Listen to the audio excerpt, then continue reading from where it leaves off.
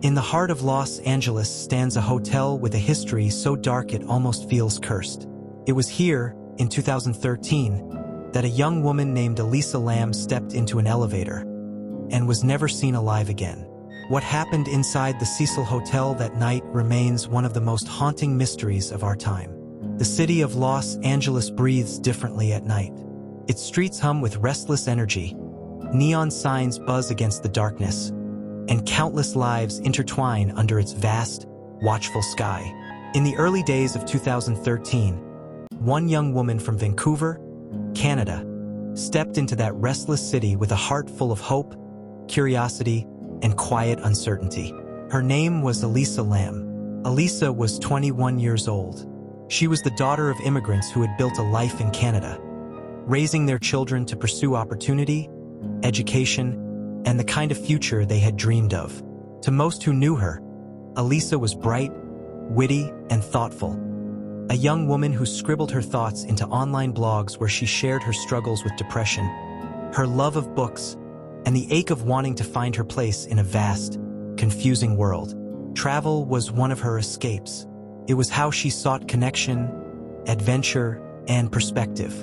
In late January of 2013, she embarked on what she called her West Coast tour, a solo trip through California, San Diego, Los Angeles, Santa Cruz, cities she had read about, places she wanted to see with her own eyes. She posted updates online, often mixing humor with hints of vulnerability, as if writing to an unseen friend. On January 28th, Elisa checked into the Cecil Hotel, brochures boasted about. Built in the 1920s, its golden years had long faded. Over time, the hotel had developed a reputation so dark that it was whispered about like an urban legend. It was cheap, yes, affordable for travelers on a budget, but it was also infamous. Nicknamed the Hotel of Death, it had been the backdrop for suicides, murders, and even serial killers who once called it home. Richard Ramirez, the Night Stalker, had stayed there during his murderous spree. So had Jack Unterweger, another predator cloaked in false charm. For Elisa, the Cecil was just another stop, a centrally located, inexpensive place to stay while she explored Los Angeles. But from the moment she stepped through its heavy doors, she entered not just a hotel, but a building thick with history, a place where the walls seemed to breathe with secrets. First, nothing seemed unusual. Elisa shared a room on the 5th floor with other young female travelers, but soon after checking in, she began to make them uneasy. Her behavior was described as strange. Odd outbursts, moments of paranoia, unsettling energy. The hotel eventually moved her into a private room. Whether it was her mental health, the environment, or something unexplainable, something about Elisa was shifting. On January 31st, Elisa visited the bookstore, the last bookstore in downtown Los Angeles. She chatted warmly with the owner, discussing the weight of books she was buying and the challenge of carrying them on her travels. To him, she seemed normal, cheerful even. No hint of the storm that would soon follow. That night, she returned to the Cecil. It was the last time anyone outside the hotel staff would see her alive. The days that followed grew heavy with questions. Elisa was supposed to check out on February 1st. She never did. She was supposed to call her parents in Vancouver every day of her trip.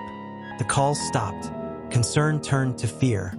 Fear turned into alarm. By February 4th, her parents had contacted the Los Angeles Police Department, who launched a missing person investigation. The search began within the walls of the Cecil. Detectives moved from floor to floor, room to room, questioning guests and staff. The hotel's hallways echoed with whispers.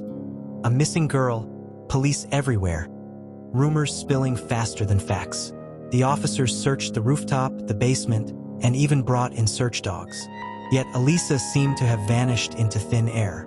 Then came the footage. Hotel security had provided investigators with hours of recordings. Cameras monitored the lobby, the elevators, and certain hallways. Most of it was ordinary, uneventful, until they found the tape from February 1st. It was a video that would become one of the most chilling pieces of true crime evidence ever released to the public. At 11 minutes past midnight, Elisa stepped into an elevator. She pressed multiple buttons, then stepped back, waiting. but the doors didn't close. She peeked out cautiously, as if checking if someone was there. Then she retreated into the corner, tense, almost trembling. Her movements grew stranger. She stepped in and out of the elevator, making abrupt gestures, waving her hands as if warding off an invisible presence. At one point, she pressed herself against the control panel, flattening against the wall like a child playing hide and seek. But her expression wasn't playful. It was anxious, terrified, and something else. To this day, no one knows exactly what Elisa saw or felt in those moments. Theories abound.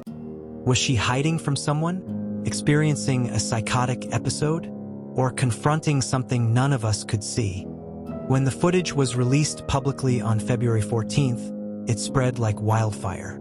Millions watched, rewound, and analyzed every frame, searching for answers in her movements, in the way the elevator doors seemed frozen, in the strange cadence of her hand gestures. Some swore she was being pursued.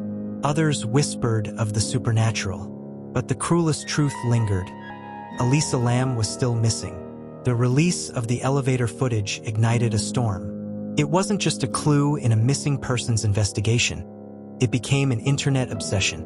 Within hours, the grainy 4-minute clip had traveled across the world. On YouTube, Reddit, and forums dedicated to mysteries, thousands of amateur detectives dissected every movement. Some focused on Elisa's hands, the way she spread her fingers wide, twisting her wrists in odd, almost ritualistic gestures. Others studied the elevator itself. Why didn't the doors close? Elevators are programmed to shut after a set number of seconds. So why did it remain frozen until she walked away? Speculation spread like wildfire. Theories sprouted. She was being followed. Many believed someone out of frame was stalking her, forcing her into a frantic dance of fear and desperation. She was experiencing a psychotic break. Elisa had spoken openly online about her struggles with bipolar disorder. Was this a tragic unraveling of her mental state? The supernatural, the Cecil's haunted reputation fed darker possibilities. Whispers of ghosts, demons, forces beyond understanding. Every angle was debated, magnified, and twisted. But amid the chaos of online speculation, one fact remained. Elisa Lam was still gone. As the days passed, guests at the Cecil Hotel began to complain. The water in their rooms was discolored, dark, with a foul taste. Some reported low water pressure. Others said the liquid ran almost black before clearing. At first, it was dismissed as plumbing problems. But the complaints grew, and maintenance staff were called to investigate the rooftop water tanks. On February 19th, 19 days after Elisa was last seen, a maintenance worker climbed to the roof and opened the heavy metal hatch of one of the 4 massive water tanks. Floating inside was Elisa Lam. The discovery shattered whatever fragile hope her family and investigators had clung to. Her body was retrieved, the news spreading like a shockwave through the media and online communities already obsessed with her case. The story of the missing Canadian student transformed instantly into one of the most haunting and bizarre mysteries in modern history. The circumstances of her death only deepened the puzzle. The water tanks were not easily accessible. To reach them, Elisa would have had to pass through locked doors, climb a ladder, and then lift a heavy metal hatch. The tanks themselves stood tall and industrial, designed to hold thousands of gallons of water. The question pressed like a weight on investigators. How had she gotten inside? Theories multiplied. Some argued she had climbed in herself during a manic episode, her mental illness driving her into dangerous confusion. Others suspected foul play, that someone had pursued her, silenced her, and left her in the tank to cover their crime. The LAPD conducted a thorough investigation. An autopsy was performed, toxicology reports examined. The results brought more questions than answers. The coroner found no signs of trauma, assault, or physical restraint. Elisa had not been beaten or strangled. Toxicology revealed traces of her prescribed medication for bipolar disorder, but inconsistencies in the levels suggested she may not have been taking them consistently. No alcohol, no illicit drugs, nothing that pointed to outside interference. The official ruling? Accidental drowning. But the world wasn't convinced. The label of accident felt hollow, almost dismissive, against the chilling backdrop of the elevator footage, the locked rooftop, the bizarre circumstances. The internet erupted with theories again, louder this time. Murder covered up by the hotel. Some believed hotel staff were involved, protecting their reputation by hiding the truth. Copycat or serial predator. The Cecil's dark history made it fertile ground for suspicion that another killer had found sanctuary within its walls. Psychological collapse. Others insisted Elisa's erratic behavior and partial medication compliance explained everything, that her own mind had betrayed her. The water tank, the elevator, the timing, all of it became a maze of contradictions. Every fact seemed to have a shadow. Every answer, another question. Her parents, devastated, struggled with grief and disbelief. They filed a lawsuit against the Cecil Hotel, arguing negligence. They claimed the hotel should have secured access to the rooftop, prevented anyone from reaching the tanks. The case dragged on, another layer of anguish atop their loss. Eventually, the courts dismissed it, but in the court of public opinion, the mystery lived on. Elisa's story refused to fade into silence. And at the heart of it all, the Cecil Hotel loomed, its walls steeped in tragedy, its windows reflecting countless lives lost within. A building that had witnessed too much death, too many secrets. For Elisa, the hotel had become a final chapter. But for the world, her case had become something larger. A puzzle that blurred the lines between fact and fear, reality and nightmare. The internet wasn't done with Elisa Lam. Not yet. The discovery of Elisa Lam's body should have brought closure. Instead, it birthed one of the most haunting mysteries of the digital age. The internet, already captivated by the strange elevator footage, exploded with theories that ranged from plausible to paranormal. Some pointed to the Cecil Hotel's cursed history. They argued that Elisa had become yet another victim of a building long steeped in tragedy, a place where despair and death seemed to cling to the walls. Others insisted the answer was medical, a tragic intersection of mental illness, isolation, and disorientation. But the deeper people dug, the stranger the details became. Her Tumblr blog continued to auto-publish posts long after her death, thanks to its queue system. But for many, this became eerie evidence of something supernatural. True crime forums unearthed chilling coincidences.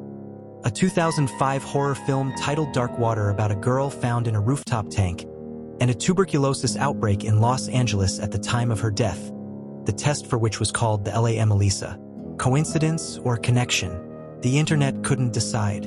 What made Elisa's story so enduring was not just the mystery of how she died, but the fragments of who she was. Her words lived on through her online posts. Candid, vulnerable, at times painfully relatable. She spoke about her struggles with loneliness, about the weight of depression, about wanting to connect in a world that often felt too heavy. For many, she was more than a headline. She was a reflection of their own fears, hopes, and fragility. The Cecil Hotel itself became infamous, its name cemented in pop culture. Documentaries, podcasts, and countless YouTube videos explored every angle. Eventually, the hotel rebranded, trying to escape its cursed image, but the shadows of its past remain. And through it all, one question lingers. What really happened to Elisa Lam on that cold January night? Was it a tragic accident fueled by mental illness and circumstance? Was it foul play, hidden within the hotel's labyrinth of secrets? Or was it something we will never fully understand? A mystery fated to remain unsolved? The truth lies somewhere between fact and speculation, locked away forever in that rooftop water tank. But what's certain is this: Elisa Lam's story has touched millions, not only as a chilling mystery but as a reminder of the delicate balance between hope and despair, light and darkness. Thought Balloon, now I'll turn it over to you. What do you think happened to Elisa Lam? Was this a tragic accident? Or is there more to the story that remains hidden? Share your theory in the comments below. I'd love to hear your thoughts. And if you want more deep dives into the world's most chilling and mysterious true crime cases, don't forget to subscribe to Behind the Truth Story and hit the notification bell so you never miss the next case.